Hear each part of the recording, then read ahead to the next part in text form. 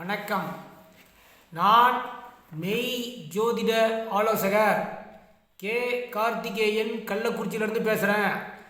இன்றைக்கு நாம் பார்க்கக்கூடிய முக்கிய தலைப்பு நட்சத்திரங்கள் வரிசையில் பார்த்துட்டு வரோம்.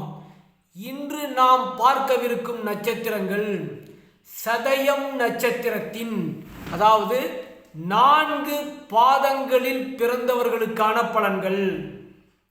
சதயம் என்பது காலப்புருஷனுக்கு 11ஆம் ராசியான கும்பராசியில் இருக்கிறது. நடுநட்சத்திரமாக இருக்கிறது, முதல் நட்சத்திரமாக இருக்கிறது. அதுவும் சனியின் வீட்டில் இருக்கும் ராகு நட்சத்திரமாகும். கும்பம் என்பது ஸ்திர ராசி, ஆண் ராசி, சனியின் ராசி. இப்பொழுது சதயம் நட்சத்திரத்தின் முதல் பாதத்தில் பிறந்தவர்களுக்கான பலன்கள்.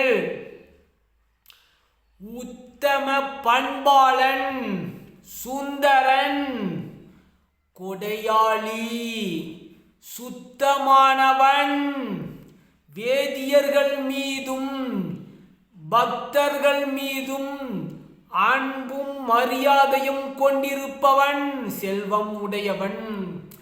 இதுவே சதயம் நட்சத்திரத்தின் முதல் பாதத்தில் பிறந்தவர்களுக்கான பலன்கள்.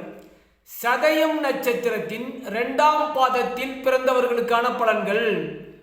சட்டென்று சீர்வான், மனக்கவலை உடையவன், பிரித்தாளும் சூழ்ச்சியை கையாளக்கூடியவன், தூய்மையற்றவன், கீழ்குலத்தை சார்ந்தவன். இதுவே சதயம் நட்சத்திரத்தின் 2ஆம் பாதத்தில் பிறந்தவர்களுக்கான பலன்கள்.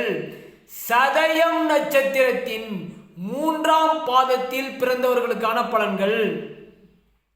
தன் கடமை என்று வந்த பணிகளை பொருத்தமாக நிறைவேற்றக்கூடியவன், அடிக்கடி பசிக்கு ஆட்படக்கூடியவன், வயிறு சம்பந்தப்பட்ட நோய்க்கு ஆட்படுபவன், மனம் பிறழ்ச்சி உடையவன், பிறரிடம் பணிபுரிபவன்.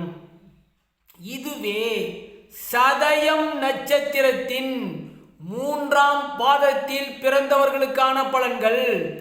சதயம் நட்சத்திரத்தின் 4ஆம் பாதத்தில் பிறந்தவர்களுக்கான பலன்கள்.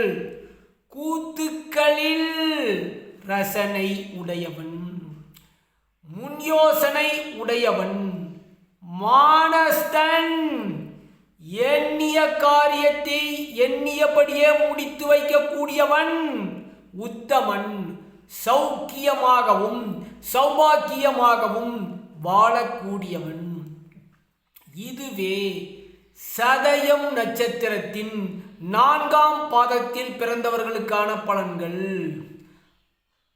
ஆக சதயம் நட்சத்திரத்தின் 4 பாதத்தில் பிறந்தவர்களுக்கான பலன்களை பார்த்துட்டோம். சப்ஸ்கிரைப் பண்ணுங்க, ஷேர் பண்ணுங்க, பெல் ஐகானை கிளிக் பண்ணுங்க. இந்த வீடியோவை அனைவருக்கும் சென்று சேருங்க. நன்றி, வணக்கம். வாழ்க வளர்க, அனைவரது வாழ்வும் சிறக்கட்டும், அனைவரும் மகிழ்ச்சியாக வாழட்டும், அனைவரும் மகிழ்ச்சியாக இருக்கட்டும். நன்றி மறப்பது நன்றன்று, நன்றியை மறக்கக்கூடாது என்று சொல்லி நிறைவு செய்கிறேன். நன்றி, வணக்கம்.